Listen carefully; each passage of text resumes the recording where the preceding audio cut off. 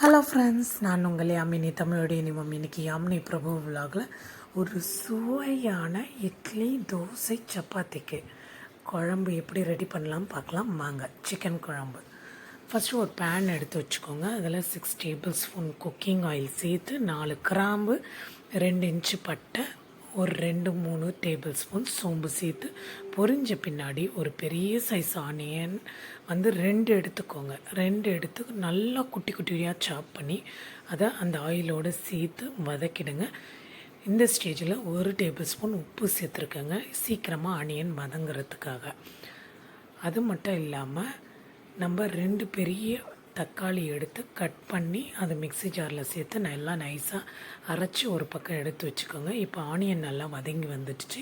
இந்த ஸ்டேஜில் இஞ்சி பூண்டு விழுது 1.5 டேபிள் ஸ்பூன் சேர்த்து அதையும் ஒரு 30 செகண்ட் வதங்கிடுறாங்க. வதக்கிட்ட பின்னாடி நம்ம மிக்ஸி ஜாரில் அரைச்சி வச்சுருக்க அந்த தக்காளியை இதோடு சேர்த்து ஒரு 2 மினிட்ஸ் நல்லா வதக்கிக்கிறேங்க.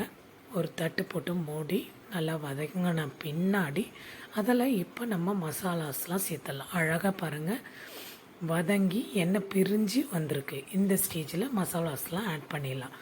2 டேபிள் ஸ்பூன் தனி மிளகாய்த்தூள், 1 டேபிள் ஸ்பூன் குழம்பு மிளகாய்த்தூள், 1/4 டேபிள் ஸ்பூன் மஞ்சள்தூள், 2 டேபிள் ஸ்பூன் கரம் மசாலா, ஒரு டேபிள் ஸ்பூன் மிளகு சீரகத்தூள் சேர்த்துட்டு ஒரு 30 செகண்ட் வதக்கி விட்டுட்டிங்கன்னா நம்மளுடைய மசாலாஸில் இருக்கக்கூடிய அந்த ஸ்மெல் போயிடும்.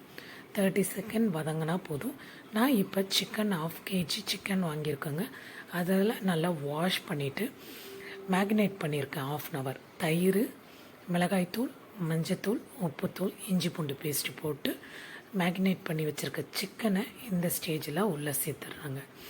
சேர்த்து அதை ஒரு 10 மினிட்ஸ் தட்டு போட்டு மூடிடுறேங்க. அந்த மசாலாஸ் அந்த எண்ணெயிலே வந்து அந்த சிக்கன் வெந்து வரும்போது லைட்டாக அந்த டேஸ்ட்டே வேறு மாதிரி இருக்கும். அதுக்கப்புறம் இந்த குழம்புக்கு தேவையான அளவு ஒரு டம்ளர் அளவுக்கு தண்ணி விட்டு ஒரு 1/2 hour விட்டு இறக்குனா நம்மளுடைய சிக்கன் குழம்பு ரெடி.